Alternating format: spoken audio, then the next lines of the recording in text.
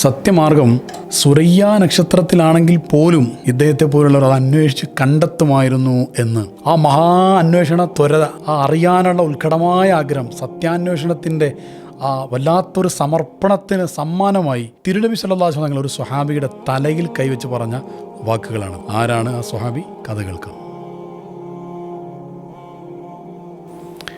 ശരിക്കും ഒരു യഥാർത്ഥ അന്വേഷിയുടെ ത്യാഗനിർഭരമായ ഒരു ജീവിതത്തിൻ്റെ, സത്യാന്വേഷിച്ച് ഏതറ്റം വരെയും പോകാൻ തയ്യാറുള്ള ഒരു മഹാ അന്വേഷകൻ്റെ, സാർത്ഥവാഹകൻ്റെ കഥ കൂടെയാണ് സയ്യിദന സൽമാനുൽ ഫാരിസി റളിയല്ലാഹു അൻഹുവിൻ്റെ കഥ. ആ കഥയെല്ലാം പിന്നീട് സൽമാൻ തങ്ങൾ തന്നെ പറഞ്ഞിട്ടുണ്ട്. പേർഷ്യയിലെ ജയ്യാൻ പട്ടണത്തിലെ ഇസ്ഫഹാൻ ആളുകളിൽപ്പെട്ട ഒരു ആളായിരുന്നു ഞാൻ. എൻ്റെ പിതാവ് അത്യാവശ്യം സാമ്പത്തിക ശേഷിയൊക്കെയുള്ള, നാട്ടിൽ അല്പം പ്രമാണിത്വമൊക്കെയുള്ള, എല്ലാവരാലും ബഹുമാനിച്ച് ആദരിക്കപ്പെടുന്ന വ്യക്തികളിൽ ഒരാളായിരുന്നു. അദ്ദേഹം തീയെ ആരാധിക്കുന്ന മജൂസി കൂടെയായിരുന്നു. ചെറിയ പെൺകുട്ടികളെ പ്രത്യേകമായി നോക്കുന്ന പോലെ, കേടുവരരുത്, ഒന്നും സംഭവിക്കരുത് എന്ന രീതിയിൽ പുറത്തേക്ക് പോലും വിടാതെയാണ് എൻ്റെ ഉപ്പ എന്നെ ചെറുപ്പത്തിൽ നോക്കിയിട്ടുള്ളത്. അത്രമാത്രം അതിരറ്റ വാത്സല്യമായിരുന്നു എൻ്റെ പിതാവിന് എന്നോട്. ആ വാത്സല്യത്തിൻ്റെ അങ്ങേയറ്റം കാരണം, എന്തെങ്കിലും അപകടം സംഭവിക്കുമോ എന്ന പേടി കാരണം പുറത്തേക്ക് പോലും വിടാറുണ്ടായിരുന്നില്ല. മജൂസി മതക്കാരനായതുകൊണ്ട് ആ മതത്തെക്കുറിച്ച് സൽമാൻ ചെറിയ പ്രായത്തിൽ തന്നെ ആഴത്തിൽ പഠിച്ചിരുന്നു. ഒരിക്കൽ പോലും ആ തീ കെട്ടുപോകാതെ സൂക്ഷിക്കുക എന്ന മഹത്തായ ദൗത്യമാണ് സൽമാനെ ഉപ്പ ഏൽപ്പിച്ചിരുന്നത്. വേറെ ഒന്നും ചെയ്യേണ്ടതില്ല. സമ്പത്തുണ്ട്, സൗകര്യങ്ങളുണ്ട്, സംവിധാനങ്ങളെല്ലാം ഉണ്ട്. പിതാവിന് നല്ല ഐശ്വര്യമുള്ള ഒരു തോട്ടമുണ്ടായിരുന്നു. അതിൽ ധാരാളം വിളകളുണ്ട്. ആ വിളവെടുപ്പ് നടത്തി അതിൽ നിന്ന് വലിയ സമ്പത്ത് കിട്ടും. അങ്ങനെയൊക്കെയാണ് ഞങ്ങൾ ജീവിച്ചിരുന്നത്. അതിൻ്റെ എല്ലാ കാര്യങ്ങളും പിതാവ് തന്നെയായിരുന്നു ചെയ്തുകൊണ്ടിരുന്നത്. ഒരു ദിവസം പിതാവിന് വലിയ തിരക്കുള്ള ഒരു സമയത്ത്, മറ്റ് കുറേ തിരക്കുകൾ ഉള്ളതുകൊണ്ട് എന്നോട് പിതാവ് പറഞ്ഞു, മോനെ നീ അത് പോയിട്ട് ചെയ്യണം. ഞാൻ തിരക്കുള്ളത് കൊണ്ടാണ്, നീ ആ കാര്യങ്ങൾ ചെയ്ത് എല്ലാം വൃത്തിയായി ഭംഗിയായി പൂർത്തീകരിച്ച് ഉടനെ വീട്ടിലേക്ക് തിരിച്ചു വരണം. അങ്ങനെ ആദ്യമായിട്ട് ഒറ്റയ്ക്ക് പുറത്തേക്ക് ഇറങ്ങാനുള്ളൊരവസരം സൽമാൻ തങ്ങൾക്ക് കിട്ടുകയാണ്. തോട്ടത്തിലേക്ക് നീങ്ങുന്ന വഴിയിൽ ക്രിസ്ത്യാനികളുടെ ആരാധനാലയം സൽമാൻ്റെ ശ്രദ്ധയിൽപ്പെട്ടു. അതിൽ ആകൃഷ്ടനായി അവിടെ നടക്കുന്ന ചില കാര്യങ്ങൾ സൂക്ഷിച്ചപ്പോൾ, അവിടെ നടക്കുന്ന ഓരോ കാര്യങ്ങൾ, ആരാധനകളും, അവിടുന്ന് ചൊല്ലുന്ന കാര്യങ്ങളും പറയുന്ന കാര്യങ്ങളും അള്ളാഹുവിനെ കുറിച്ചും അവരുടെ അള്ളാഹിൻ്റെ പ്രവാചകരെ കുറിച്ചൊക്കെ പറയുന്നുണ്ട്. ക്രിസ്തുമതം, യഥാർത്ഥ ക്രിസ്തുമതം, അന്ന് അള്ളാഹുവിൻ്റെ മതമായി ഉണ്ടായിരുന്നത് ഭൂമിയിൽ ക്രിസ്തുമതമായിരുന്നു. നബി സല്ലല്ലാഹു അലൈഹി വസല്ലം തങ്ങൾ നിയോഗിക്കപ്പെടുന്നതിൻ്റെ മുമ്പത്തെ കാലഘട്ടമാണത്. അപ്പോൾ ആ മതത്തെക്കുറിച്ചുള്ള വർണ്ണനകൾ, ആ മതത്തെക്കുറിച്ചുള്ള അതിൻ്റെ ആശയങ്ങൾ വല്ലാത്ത ഒരു ആകർഷകത്വം സൽമാനിൽ ഉണ്ടാക്കുകയുണ്ടായി. അങ്ങനെ സൽമാൻ ആ ചെറിയ പ്രായത്തിൽ മെല്ലെ ആ ക്രിസ്ത്യൻ ദേവാലയത്തിലേക്ക് കടന്നു നിന്നു. അവിടെയുള്ള പണ്ഡിതന്മാരിൽ നിന്ന് ആ മതത്തെക്കുറിച്ച് അറിഞ്ഞപ്പോൾ അവിടുന്ന് പോരാൻ തോന്നുന്നില്ല. അന്നത്തെ ദിവസം സന്ധ്യയാകുന്നത് വരെ അവിടെ തന്നെ ചെലവഴിച്ചു കൂട്ടി. തോട്ടത്തിലേക്ക് പോയില്ല. അങ്ങനെ സന്ധ്യയായപ്പോൾ വീട്ടിലേക്ക് തിരിച്ചു വന്നു. പിതാവിനോട് പറഞ്ഞു, ഉപ്പ, നമ്മുടെ ആദർശത്തെക്കാളും മഹത്തായ ആദർശകമായിട്ട് എനിക്കത് തോന്നുന്നുണ്ട്. പിതാവ് ഭീതിയോടെ പറഞ്ഞു, തൻ്റെ മകൻ ഈ പാരമ്പര്യ മതം വിട്ടുപോകുമോ എന്ന് പേടികൊണ്ട്, മോനെ അതൊന്നും നല്ലതൊന്നുമല്ല, ഗുണമുള്ളതൊന്നും അല്ല, അതിലേക്കൊന്നും നമ്മൾ പോകേണ്ടതില്ല എന്ന രീതിയിൽ അതിനെ ഉടനെ നിഷേധിക്കുകയാണ് ഉണ്ടായത്. പക്ഷെ അപ്പോഴും സൽമാൻ്റെ ഹൃദയത്തിൽ അള്ളാഹുവിൽ നിന്നുള്ള മഹാസത്യ സന്ദേശത്തിൻ്റെ ആശയങ്ങൾ വല്ലാതെ മനസ്സിലിങ്ങനെ പ്രതിഫലിച്ചു കൊണ്ടിരിക്കുകയായിരുന്നു. തൻ്റെ മകൻ ഈ മതം വിട്ടുപോകുമോ, പുറത്തേക്ക് ഇനി ഇറങ്ങിയാൽ എന്ന പേടി കാരണം ചെങ്ങലക്കിട്ടു പിതാവ്. അങ്ങനെ ഇരിക്കെയാണ് ഒരവസരം വന്നു കിട്ടുന്നത് സൽമാൻ അവിടെയുള്ള ക്രിസ്ത്യൻ പണ്ഡിതന്മാർക്കൊരു കത്തെഴുതി. അതിന് മുമ്പേ അദ്ദേഹം ക്രിസ്ത്യൻ പണ്ഡിതന്മാരോട് ഒരു കാര്യം ചോദിച്ച് മനസ്സിലാക്കിയിരുന്നു. ഈ ക്രിസ്തു മതം ഏറ്റവും കൂടുതൽ ഇതിൻ്റെ പണ്ഡിതന്മാരും എല്ലാ ആളുകളുമുള്ള സ്ഥലം എവിടെയാണ്? അത് ഷാമിലാണ് എന്ന് പേർഷ്യക്കാരനായ സൽമാൻ ചെറിയ പ്രായത്തിൽ മനസ്സിലാക്കിയിരുന്നു. അങ്ങനെ അവർക്ക് കത്തെഴുതി, തടങ്കലിരിക്കുന്ന സമയത്ത് ഒരു കത്തെഴുതി.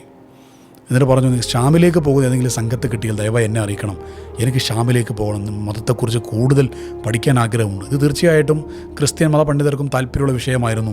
ഈ ചെറിയ പ്രായത്തിലുള്ള ഈ ഒരു മോന് അത് പഠിപ്പിച്ചു കൊടുക്കണമെന്നുള്ള ആഗ്രഹം. അങ്ങനെ ഒരു അവസരം വന്നു. ഒരു സംഘം ആളുകൾ ഷാമിലേക്ക് പോകുന്നു എന്നറിഞ്ഞപ്പോൾ ഉടനെ തന്നെ അവർ സൽമാനെ വിവരമറിയിക്കുകയും സൽമാൻ അതിശക്തമായ ചങ്ങല വലിച്ചു പൊട്ടിച്ച് ആരും അറിയാതെ പുറത്തു കടന്ന് ആ സംഘത്തോടൊപ്പം ഷാമിലേക്ക് പോവുകയും ചെയ്തു. അറിവിനോടുള്ള ഒരു മഹത്തായ ആദർശത്തോടുള്ള അങ്ങേയറ്റത്തെ സമർപ്പണമാണ്. നാട്ടിൽ എല്ലാ സമ്പത്തും സൗകര്യങ്ങളും എല്ലാം ഉണ്ടായിട്ടും അത് ത്യജിച്ച് റബ്ബിൻ്റെ മാർഗത്തിലേക്കുള്ള ആ സമർപ്പണത്തിൻ്റെ ആദ്യത്തെ പ്രയാണമായിരുന്നു അത്. ഷാമിലെത്തിയ സൽമാൻ അവിടെ അന്വേഷിച്ചു, ക്രിസ്തുമതത്തിൻ്റെ ഏറ്റവും പ്രധാനപ്പെട്ട പണ്ഡിതനെ നിങ്ങൾ കാണിച്ചു തരാമോ? അപ്പോൾ നല്ലൊരു പണ്ഡിതനെ കാണിച്ചു കൊടുത്തു. മെത്രാന് താഴെ വരുന്ന സ്ഥാനമുള്ള, ജനങ്ങൾക്കിടയിൽ വലിയ അംഗീകാരമുള്ള ഒരാളായിരുന്നു അദ്ദേഹം. അങ്ങനെ അദ്ദേഹത്തോട് ആഗ്രഹങ്ങളൊക്കെ പറഞ്ഞു, കൂടെ കൂടാൻ വേണ്ടി പറഞ്ഞു അദ്ദേഹം. അങ്ങനെ അവിടെ കൂടി അറിവ് പഠിച്ചു കൊണ്ടിരുന്നു സൽമാൻ. പക്ഷെ കുറച്ച് കഴിഞ്ഞപ്പോൾ സൽമാനൊരു കാര്യം മനസ്സിലായി. ഞാൻ വന്നിരിക്കുന്ന ഈ പണ്ഡിതൻ തികച്ചും ഭൗതികമായ താല്പര്യമുള്ള ആളാണ്. ജനങ്ങളോട് ദാനധർമ്മങ്ങളുടെ പ്രാധാന്യം നന്നായി പറയുകയും അവർ സ്വർണവും മറ്റു പല സമ്പത്തും പലതും അവരിൽ നിന്ന് സംഭാവനയായിട്ട് മതത്തിൻ്റെ പേരിൽ സ്വീകരിക്കുകയും അതെല്ലാം സ്വന്തമാക്കുകയും ചെയ്യുന്ന ഒരു പ്രകൃതക്കാരനാണ് ഇദ്ദേഹമെന്ന് സൽമാൻ മനസ്സിലായി. അങ്ങനെ കുറച്ച് നാളുകൾ കഴിഞ്ഞപ്പോഴത്തേക്കും ആ മനുഷ്യൻ മരണപ്പെട്ടപ്പോൾ ക്രിസ്തു മതക്കാരായ ആളുകൾ എല്ലാവരും ചേർന്ന് അദ്ദേഹത്തിൻ്റെ അന്ത്യകർമ്മങ്ങൾ ചെയ്യാൻ വേണ്ടി ഒരുങ്ങിയപ്പോൾ സൽമാൻ അവരോട് പറഞ്ഞു, ഈ മനുഷ്യൻ ഒരു ചീത്ത മനുഷ്യനായിരുന്നു, ഭൗതികമായ വലിയ താല്പര്യമുള്ള ആളായിരുന്നു അദ്ദേഹം, നിങ്ങളിൽ നിന്നൊക്കെ സമ്പത്ത് ധാരാളമായി സ്വന്തമാക്കിയിട്ടുണ്ട് അദ്ദേഹം. ഇത് പറഞ്ഞപ്പോൾ ജനങ്ങൾക്ക് ആദ്യം അത് ഇഷ്ടപ്പെട്ടില്ല. തെളിവ് വേണമെന്ന് പറഞ്ഞപ്പോൾ ആ പണ്ഡിതൻ ഒളിപ്പിച്ച് വെച്ചിരുന്ന ധാരാളം സ്വർണ്ണ കൂമ്പാരങ്ങൾ സൽമാൻ അവർക്ക് കാണിച്ചു കൊടുത്തു. 7 വലിയ കുട്ടകളിൽ സ്വർണം അങ്ങനെ ശേഖരിച്ച് വെച്ചത് കണ്ടപ്പോൾ അവർക്ക് മനസ്സിലായി ഈ മനുഷ്യൻ ഞങ്ങളെ വഞ്ചിക്കുകയായിരുന്നുവെന്ന്. അദ്ദേഹത്തിന് ധാരാളം അറിവുകളൊക്കെ നേടിയിട്ടുണ്ട്, പക്ഷെ അദ്ദേഹത്തിൻ്റെ സ്വഭാവം ഇങ്ങനെയായിരുന്നു. ഉടനെ ആ നാട്ടുകാർ ഇദ്ദേഹത്തെ ഞങ്ങൾ സംസ്കരിക്കുകയില്ല, ഞങ്ങൾ അന്തിമ കർമ്മങ്ങൾ ചെയ്യുകയില്ല എന്ന് പറഞ്ഞ് കുരിശിലേറ്റി കല്ലെടുത്തെറിഞ്ഞ് അവരുടെ അരിശം തീർക്കുകയായിരുന്നു. ഏറെ നാൾ കഴിയുന്നതിന് മുമ്പ് ആ പുരോഹിതന് പകരം മറ്റൊരു പുരോഹിതനെ, ഒരു മതപണ്ഡിതനെ അവരെ സ്ഥാനമേൽപ്പിച്ചു കൊടുത്തു. ആ പണ്ഡിതൻ്റെ കൂടെ കൂടി സൽമാൻ. അവരുടെ കൂടെ ഇദ്ദേഹം നല്ല മനുഷ്യനായിരുന്നു, ആത്മാർത്ഥമായി ഇലാഹി ചിന്തയിലായി പടച്ചവനെ സ്നേഹിച്ചുകൊണ്ട് ആരാധനകളിൽ ഈസാ നബിയുടെ സന്ദേശങ്ങൾ മുഴുകി അതിൽ ജീവിച്ചു കൊണ്ടിരിക്കുന്ന നല്ല മനുഷ്യനായിരുന്നു. ധാരാളം സമയം അവിടെ ചെലവഴിച്ചു, ഇൽമ് ധാരാളമായി പഠിച്ചു, ആരാധനകളിൽ മുഴുകി ജീവിച്ചു ആ പണ്ഡിതൻ്റെ കൂടെ സൽമാൻ ഫാരിസി റളിയല്ലാഹു അൻഹു.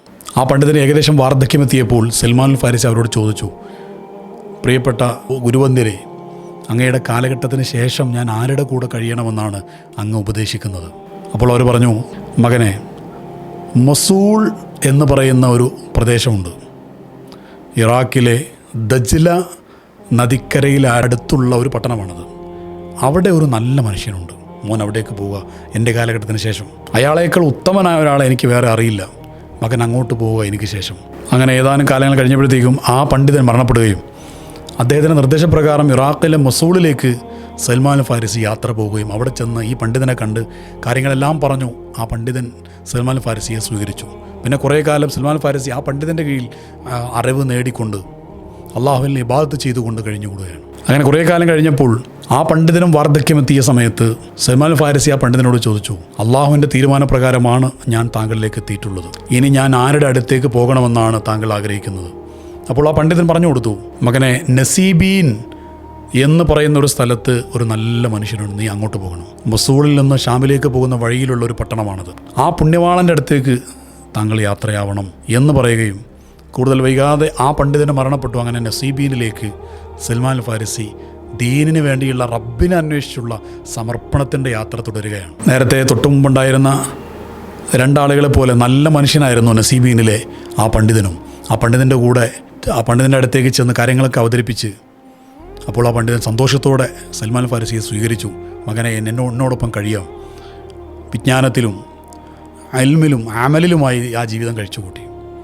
അങ്ങനെ കുറേ വർഷങ്ങൾക്ക് ശേഷം ആ പണ്ഡിതനും ഏകദേശം മരണത്തിൻ്റെ അടുത്തെത്തുമ്പോൾ സൽമാൻ ഫാരിസി അവരോട് പറയുന്നുണ്ട്, എൻ്റെ കഥകളൊക്കെ താങ്കൾക്ക് അറിയുന്നതാണ്. ഞാൻ എൻ്റെ പിതാവിൻ്റെ നാട്ടിൽ നിന്ന്, എൻ്റെ സ്വന്തം നാടായ പേർഷ്യയിൽ നിന്നെല്ലാം ഒഴിവാക്കി റബ്ബിനെ അന്വേഷിച്ച് ഇറങ്ങിയതാണ്. എൻ്റെ അനുഭവങ്ങളൊക്കെ നിങ്ങളോട് പറഞ്ഞിട്ടുണ്ട് നേരത്തെയുള്ള ഗുരുനാഥന്മാരും എല്ലാ കാര്യങ്ങളും. താങ്കളുടെ കാലശേഷം ഞാൻ എങ്ങോട്ടാണ് പോകേണ്ടത്? അപ്പോൾ അവർ പറഞ്ഞു കൊടുത്തു, അമൂരിയ എന്ന് പറയുന്ന നാട്ടിൽ ഒരു നല്ല മനുഷ്യനുണ്ട്, മോൻ എൻ്റെ കാലശേഷം അങ്ങോട്ടാണ് പോകേണ്ടത്. അങ്ങനെ ഏതാനും കാലങ്ങൾക്ക് ശേഷം ആ പണ്ഡിതനും മരണപ്പെടുകയും അമൂരിയയിലേക്ക് സൽമാൻ ഫാരിസി യാത്രയാവുകയും ചെയ്യുകയാണ്. അങ്ങനെ അമൂരിയയിലെത്തി ആ പണ്ഡിതനെ കണ്ടുപിടിച്ചു. അദ്ദേഹവും നേരത്തെ ഉണ്ടായിരുന്നത് പോലെ നല്ല മനുഷ്യനായിരുന്നു, ഇബാദത്തിൽ മുഴുകിയ യഥാർത്ഥ അറിവിൻ്റെ ആഴങ്ങൾ അന്വേഷിക്കുന്ന ഒരു നല്ല പണ്ഡിതനായിരുന്നു. ചിട്ടയൊത്ത ജീവിതവും. അവിടെയും സൽമാൻ ഫാരിസി വളരെ സന്തോഷത്തോടെ കാര്യങ്ങളൊക്കെ പറഞ്ഞു. അവരെ ആനന്ദത്തോടെ ചേർത്ത് പിടിച്ച് ആ അമൂരിയയിലെ പണ്ഡിതനും സ്വീകരിച്ചു. ആ പണ്ഡിതൻ്റെ കൂടെ ഇബാദത്തിലും ഇൽമിലും കഴിഞ്ഞുകൂടി കുറേ കാലങ്ങൾക്ക് ശേഷം സൽമാൻ ഫാരിസി അവരോടും ചോദിച്ചു, താങ്കളുടെ കാലഘട്ടത്തിന് ശേഷം ഞാൻ റബ്ബിനെ അന്വേഷിച്ചാണ് യഥാർത്ഥ മതത്തിൽ വിശ്വസിച്ചുകൊണ്ട് ജീവിക്കണമെന്നാണ് ആഗ്രഹിക്കുന്നത്. ഞാൻ താങ്കളുടെ കാലഘട്ടത്തിന് ശേഷം എങ്ങോട്ട് പോകണമെന്നാണ്, ആരുടെ അടുത്തേക്ക് പോകണമെന്നാണ് താങ്കൾ ആഗ്രഹിക്കുന്നത്, നിർദ്ദേശിക്കുന്നത് എന്ന് ചോദിച്ചപ്പോൾ അവർ പറഞ്ഞു, മകനെ, ഈ ഒരു ആദർശത്തിൽ ഉറച്ച് ജീവിക്കുന്ന നല്ല ഒരാളെയും എനിക്കറിയില്ല. പക്ഷെ ഒരു കാര്യമുണ്ട്, ഇബ്രാഹിം നബിയുടെ പാരമ്പര്യത്തിൽ ജീവിക്കുന്ന, ഇബ്രാഹിം നബിയുടെ പാരമ്പര്യത്തിൽ കടന്നു വരുന്ന ഒരു പ്രവാചകർ, അള്ളാഹുവിൻ്റെ ഒരു ദൂതർ അറേബ്യയിൽ വരാൻ സമയമായിട്ടുണ്ട്. ആ ഒരു സന്തോഷം ആ പണ്ഡിതൻ വേദപുസ്തകത്തിൻ്റെ വെളിച്ചത്തിൽ സൽമാൻ ഫാരിസിയോട് പറയുകയാണ്. അങ്ങനെ വരുന്ന ദൂതർ സ്വന്തം നാട് ഉപേക്ഷിച്ച് പാറക്കെട്ടുകളുടെ ഇടയിലുള്ള മനോഹരമായ ഈന്തപ്പന തോട്ടങ്ങളുള്ള നാട്ടിലേക്ക് പലായനം ചെയ്യുന്നതായിരിക്കും. ഒരിക്കലും മറച്ചു വെക്കാൻ കഴിയാത്ത, തിരിച്ചറിയാൻ കഴിയുന്ന ചില ലക്ഷണങ്ങൾ ആ പ്രവാചകർക്കുണ്ടായിരിക്കും. സമ്മാനമായി ലഭിക്കുന്നത് ആ പ്രവാചകർ ഭക്ഷണമായി സ്വീകരിക്കും. പക്ഷെ ദാനധർമ്മങ്ങൾ ഭക്ഷണമായി കഴിക്കില്ല. അതോടൊപ്പം ആ പ്രവാചകരുടെ മുതുകിൽ, ഷോൾഡറിൽ പ്രവാചകത്വത്തിൻ്റെ ഒരു മുദ്രയും നിങ്ങൾക്ക് കാണാൻ സാധിക്കും. ആ നാട്ടിലേക്ക് നിനക്ക് എത്തിച്ചേരാൻ സാധിക്കുമെങ്കിൽ നീ അങ്ങോട്ട് പോയിക്കൊള്ളുക എന്ന് ആ ഗുരു വേദത്തിൻ്റെ വെളിച്ചത്തിൽ സൽമാൻ അൽ ഫാരിസിക്ക് പറഞ്ഞു കൊടുത്തു. തികഞ്ഞ ആകാംക്ഷയോടെ അത് കേട്ട സൽമാൻ അൽ ഫാരിസി ആ പണ്ഡിതൻ്റെ കാലഘട്ടത്തിന് ശേഷം ആ അറേബ്യ, അള്ളാഹുവിൻ്റെ ഒരു പ്രവാചകർ വരുന്ന നാട്ടിലേക്ക് പോകാനുള്ള വല്ലാത്ത സന്തോഷത്തോടെ കാത്തിരിപ്പ് തുടർന്നു. അങ്ങനെ അല്പകാലങ്ങൾക്ക് ശേഷം അമൂരിയയിലെ ആ പണ്ഡിതനും മരണപ്പെടുകയാണ്. അതിനുശേഷം അല്പകാലം കൂടെ അവിടെ സൽമാൻ ഫാരിസി ആ ഒരു അവസരം കാത്തു കഴിയുന്നുണ്ട്. അങ്ങനെ ഇരിക്കെ കൽബ് ഗോത്രത്തിൽപ്പെട്ട അറബികളായ ഒരു കച്ചവട സംഘം അതുവഴി കടന്നു വന്നു. അവരോട് പറഞ്ഞു, അതിനിടയിൽ സൽമാൻ ഫാരിസി സമ്പാദിച്ചിരുന്ന ആടുകളൊക്കെ ഉണ്ടായിരുന്നു. ആ ആടുകളൊക്കെ ഞാൻ നിങ്ങൾക്ക് തരാം, നിങ്ങൾ എന്നെ ആ അറേബ്യൻ നാട്ടിലേക്ക് കൊണ്ടുപോകുമോ എന്ന് ചോദിച്ചു. അവർ പറഞ്ഞു, തീർച്ചയായിട്ടും നിങ്ങൾ ആടുകൾ തരിക, ഞങ്ങൾ നിങ്ങളെ കൊണ്ടുപോകാം. അങ്ങനെ ആ സംഘത്തോടൊപ്പം സൽമാൻ ഫാരിസി അറേബ്യയിലേക്ക് യാത്ര പോവുകയാണ്. അങ്ങനെ ആ യാത്രാസംഘം മുന്നോട്ട് പോയി വാദിൽ ഖുറ എന്ന് പറയുന്ന മദീനയോടടുത്ത, ഷാമിൽ നിന്ന് മദീനയിലേക്ക് വരുമ്പോൾ മദീനയോട് ഏകദേശം അടുത്ത് വരുന്നൊരു താഴ്വാരത്ത് വെച്ച് ആ സംഘം ആളുകൾ വഞ്ചിച്ചു സൽമാൻ ഫാരിസിയെ. അവർ വഞ്ചിച്ച് സൽമാൻ ഫാരിസിയെ വിൽക്കുകയാണ് ചെയ്തത്. യഹൂദികളിൽപ്പെട്ട ഒരാൾക്കാണ് സൽമാൻ ഫാരിസി അവർ വിറ്റത്. അടിമ സിസ്റ്റം നിലനിൽക്കുന്ന കാലഘട്ടമാണത്. അങ്ങനെ അവർ ആ യഹൂദിയുടെ സേവകനായി സൽമാൻ ഫാരിസി മാറുകയാണ്. ഒരു ദിവസം ആ യഹൂദിയുടെ അമ്മാവൻ്റെ പുത്രൻ അദ്ദേഹത്തെ കാണാൻ വന്നപ്പോൾ അദ്ദേഹത്തിന് സൽമാൻ ഫാരിസി യഹൂദി കൈമാറുകയാണ്. അങ്ങനെ അയാളോടൊപ്പം മദീനയിലേക്ക് സൽമാൻ ഫാരിസി യാത്രയായി അയാളുടെ പൂർണ്ണസമയ സേവകനായി, ജോലിക്കാരനായി മാറുകയാണ്. മദീനയിലെത്തിയപ്പോൾ പാറക്കല്ലുകൾക്കിടയിൽ, പാറക്കൂട്ടങ്ങൾക്കിടയിൽ മനോഹരമായി ഈന്തപ്പനകളുള്ള ആ നാട്, അമൂരിയയിലെ പണ്ഡിതൻ എനിക്ക് പറഞ്ഞു തന്ന വേദഗ്രന്ഥങ്ങളുടെ അടിസ്ഥാനത്തിൽ പറഞ്ഞു തന്ന ആ തിരുദൂതർ വരുന്ന നാട് ഈ നാടാണ് എന്ന് സൽമാൻ ഫാരിസിക്ക് മനസ്സിലായി. സന്തോഷത്തോടുകൂടി അവിടെ ജോലിയിൽ തുടർന്നു. ആ നാളുകളിൽ മക്കയിൽ തിരുനബി സല്ലല്ലാഹു അലൈഹി വസല്ലം തങ്ങൾ ചെറിയ രീതിയിലുള്ള പ്രചാരണ പ്രവർത്തനങ്ങൾ, ദീനിൻ്റെ ദഅവത്ത് നടത്തിക്കൊണ്ടിരിക്കുന്ന കാലഘട്ടമാണ്. അടിമയായി സേവനം ചെയ്യുന്ന കാലഘട്ടമായതുകൊണ്ടും മറ്റും ജോലിയുടെ ഭാരം കാരണം കൂടുതൽ കാര്യങ്ങൾ അറിയാനൊന്നും സൽമാൻ ഫാരിസിക്ക് സാധിച്ചിരുന്നില്ല. ആ ഘട്ടത്തിലാണ് റസൂലുള്ളാഹി സ്വല്ലല്ലാഹു അലൈഹി വസല്ലം തങ്ങൾ മദീനയിലേക്കുള്ള പലായനം ചെയ്യുന്നത്. യജമാനൻ്റെ നിർദ്ദേശപ്രകാരം ഈത്തപ്പനയുടെ മുകളിൽ കയറി ജോലി ചെയ്യുന്നതിനിടയിൽ സൽമാൻ ഫാരിസി താഴെ തൻ്റെ യജമാനൻ്റെ അമ്മാവൻ്റെ മകൻ ഓടി വന്ന് ഒരു കാര്യം പറയുന്നത് കേട്ടു. ബനു ഖൈലക്കാരെ അള്ളാഹു നശിപ്പിക്കട്ടെ. ഔസ് ഖസ്റജ് 2 ഗോത്രങ്ങളെ ചേർന്നിട്ടാണ് ആ ഒരു പ്രയോഗം. അവരെല്ലാവരും ഇപ്പോൾ ഒരുമിച്ച് കൂടിയിട്ടുണ്ട്. മക്കയിൽ പ്രവാചകരാണ് എന്ന് പറഞ്ഞ ഒരാൾ വന്നിട്ടുണ്ട്. ആ വ്യക്തിയുടെ ചുറ്റും അവർ ഖുബായിൽ ഒരുമിച്ച് കൂടിയിരിക്കുകയാണ്. അവരെ അള്ളാഹു നശിപ്പിച്ച് കളയട്ടെ എന്നൊരു പ്രയോഗം ഞെട്ടിത്തെരിച്ചുകൊണ്ടാണ്, അതോടൊപ്പം അത്ഭുതത്തോടെയും ആകാംക്ഷയോടെ കാത്തിരുന്ന നിമിഷങ്ങൾ പടിവാതിൽക്കൽ എത്തിച്ചേരുന്നതിൻ്റെ ആനന്ദത്തോടു കൂടെയാണ് ആ ഈത്തപ്പനയുടെ മുകളിൽ വെച്ച് ആ വാക്യങ്ങൾ സൽമാൻ ഫാരിസി കേൾക്കുന്നത്. മക്കയിൽ നിന്ന് വന്ന ആ പ്രവാചകത്വം വാദിക്കുന്ന വ്യക്തിയുടെ ചുറ്റും ഒരുമിച്ചുകൂടി എല്ലാവരും ഒന്നിച്ചിരിക്കുന്നു. സന്തോഷത്തോടുകൂടെ അവരുടെ വൈരങ്ങളെല്ലാം മറന്ന് അവർ ഒന്നിച്ചിരിക്കുന്നതാണ് കാണുന്നത് എന്ന് പറഞ്ഞു. ആ സംസാരം കേട്ട സൽമാൻ ഫാരിസിക്ക് തന്നെ എന്തോ പിടികൂടുന്നത് പോലെ, പനിയും വിറയും പ്രയാസങ്ങളും ക്ഷീണവും എല്ലാം വരുന്നത് പോലെ, അയ്യത്തപ്പനയുടെ മുകളിൽ നിന്ന് മറിഞ്ഞ് വീണ് പോകുമോ എന്ന് പോലും പേടിച്ചുപോയി. പതുക്കെ താഴെ ഇറങ്ങി യജമാൻ്റെ അടുത്ത് വന്ന് ചോദിച്ചു, എന്താണ് അദ്ദേഹം പറഞ്ഞത്, ഒന്നുകൂടെ പറയൂ. യജമാനൻ, തനിക്കിതിനകത്ത് എന്താ കാര്യം എന്ന രീതിയിൽ, നിങ്ങളോട് പോയി ജോലി ചെയ്യാനല്ല പറഞ്ഞു, നീ പോയി ജോലി ചെയ്യൂ എന്ന് പറഞ്ഞേക്കുന്നു. അന്ന് സന്ധ്യയ്ക്ക് ജോലി കഴിഞ്ഞ് ശേഖരിച്ച നല്ല ഈത്തപ്പഴത്തിൽ നിന്ന് ഏതാനും ഈത്തപ്പഴത്തിൻ്റെ കുലകളൊക്കെ എടുത്ത് ഖുബായിലെ തിരുനബി സല്ലല്ലാഹു അലൈഹി വസല്ലം തങ്ങളുടെ സമീപത്തേക്ക് ചെന്നു സൽമാൻ അൽ ഫാരിസി. എന്നിട്ട് പറഞ്ഞു, താങ്കൾ വലിയ സുഹൃതമുള്ള ആളായിട്ടാണ് ഞാൻ മനസ്സിലാക്കിയിട്ടുള്ളത്. താങ്കളോടൊപ്പമുള്ള പലരും ജീവിക്കാൻ വേണ്ടി പല പ്രയാസങ്ങളുമുള്ള ആളുകളാണെന്ന് ഞാൻ മനസ്സിലാക്കിയിട്ടുണ്ട്. അവരൊക്കെ പാവങ്ങളാണ്. എൻ്റെ അടുത്ത് ദാനധർമ്മങ്ങൾക്ക് വേണ്ടിയുള്ള ഏതാനും ഈത്തപ്പഴങ്ങളുണ്ട്, താങ്കളത് സ്വീകരിച്ചാലും. ഉടനെ തന്നെ ദാനധർമ്മങ്ങളാണ് എന്ന് കേട്ട ഉടനെ തിരുനബി സ്വല്ലല്ലാഹു അലൈഹി വസല്ലം അത് സ്വീകരിക്കുകയും അതിൽ നിന്നൊന്നും കഴിക്കാതെ മറ്റുള്ളവർക്ക് കൊടുത്ത് നിങ്ങളെല്ലാവരും ഭക്ഷിച്ചു കൊള്ളുക എന്ന് പറഞ്ഞു. നേരത്തെ അമൂരിയയിലെ പണ്ഡിതൻ പറഞ്ഞ ദാനധർമ്മങ്ങൾ ഭക്ഷിക്കില്ല ആ പ്രവാചകർ എന്ന് പറഞ്ഞ് ആ സംഭവം നേരിൽ കാണുകയാണ് സൽമാൻ ഫാരിസി. ഉടൻ തന്നെ സൽമാൻ ഫാരിസി മനസ്സിൽ പറഞ്ഞു, ഒന്നാമത്തെ തെളിവ് എനിക്ക് കിട്ടിയിരിക്കുന്നു, ഇത് പ്രവാചകർ തന്നെ. തിരിച്ചുപോയി. പിന്നീടൊരിക്കൽ തങ്ങൾ ഖുബൈയിൽ നിന്ന് മദീനയിലേക്ക് യാത്ര ചെയ്ത് അവിടെ എത്തിയതിന് ശേഷം മദീനയിലുണ്ടായിരിക്കെ ഞാൻ ഏതാനും ഈത്തപ്പഴങ്ങൾ ശേഖരിച്ച് വെച്ച് അതുകൊണ്ട് റസൂലുള്ളാഹി സ്വല്ലല്ലാഹു അലൈഹി വസല്ലമയുടെ അടുത്തേക്ക് ചെന്നു. എന്നിട്ട് പറഞ്ഞു, ഇത് അങ്ങേക്കുള്ള സമ്മാനമാണ്. ഉടനെ നബി സല്ലല്ലാഹു അലൈഹി വസല്ലം അതിൽ നിന്നെടുത്ത് കഴിക്കുകയും കൂടെയുള്ളവർക്കൊക്കെ കൊടുക്കുകയും ചെയ്തു. അമൂരിയിലെ പണ്ഡിതൻ വേദത്തിൻ്റെ വെളിച്ചത്തിൽ പറഞ്ഞ ആ രണ്ടാമത്തെ തെളിവും കിട്ടിയിരിക്കുന്നു. സൽമാൻ ഫാരിസി മനസ്സിൽ പറഞ്ഞു, രണ്ടാമത്തെ തെളിവും എനിക്ക് കിട്ടി, ഇത് പ്രവാചകർ തന്നെ. സൽമാൻ ഫാരിസി കഥ പറയുന്നുണ്ട്, മൂന്നാമതായിട്ട് ഞാൻ തിരുനബി സല്ലല്ലാഹു അലൈഹി വസല്ലം തങ്ങളെ സന്ദർശിക്കുന്നത് ബഖീയിൽ നബി സല്ലല്ലാഹു അലൈഹി വസല്ലം തങ്ങളുടെ സ്വഹാബികളിൽപ്പെട്ട ഒരാളെ ഖബറടക്കുന്ന ആ ഒരു ചടങ്ങ് നടക്കുന്ന സമയത്താണ്. 2 വസ്ത്രങ്ങളാണ് ധരിച്ചിരുന്നത്. ഒരു ഉടുക്കാനുള്ള ഒരു ഡ്രസ്സും മേൽമുണ്ടായിട്ടുള്ള ഒരു ഡ്രസ്സുമായിരുന്നു ഉണ്ടായിരുന്നത്. ഞാൻ അതിസൂക്ഷ്മമായി അവിടുത്തെ മുതുകിൻ്റെ ഭാഗത്തേക്ക് ആ വേദപണ്ഡിതൻ പറഞ്ഞ പ്രവാചകത്വത്തിൻ്റെ അടയാളം കാണുന്നുണ്ടോ എന്ന് നോക്കുകയായിരുന്നു. ഞാൻ നോക്കുന്നത് ശ്രദ്ധയിൽപ്പെട്ട പ്രവാചക ശാസ്ത്രങ്ങൾ അല്പം ആ ഭാഗം വെളിവാക്കി എനിക്ക് കാണിച്ചു തന്നു. ഞാൻ എൻ്റെ നഗ്നമായ നേത്രങ്ങളെ കൊണ്ട് അള്ളാഹുവിൻ്റെ പ്രവാചകരാണത് എന്നതിൻ്റെ അടയാളം കൃത്യമായി വേദവെളിച്ചത്തിൽ ആ പണ്ഡിതൻ പറഞ്ഞു തന്ന അതേ രൂപത്തിൽ അവിടെ കണ്ടു. മനസ്സിൽ ഞാൻ പറഞ്ഞു, അഷ്ഹദു അല്ലാ ഇലാഹ ഇല്ലല്ലാഹ്. ഉടനെ തന്നെ വിതുമ്പി കരഞ്ഞുപോയി. സൽമാൻ ഫാരിസി ഹബീബായ തങ്ങളെ ചേർത്ത് പിടിച്ച് പൊട്ടിക്കരഞ്ഞു. റസൂലുള്ളാഹി ചോദിച്ചു, എന്താണ് താങ്കളുടെ കഥ, എന്താണ്?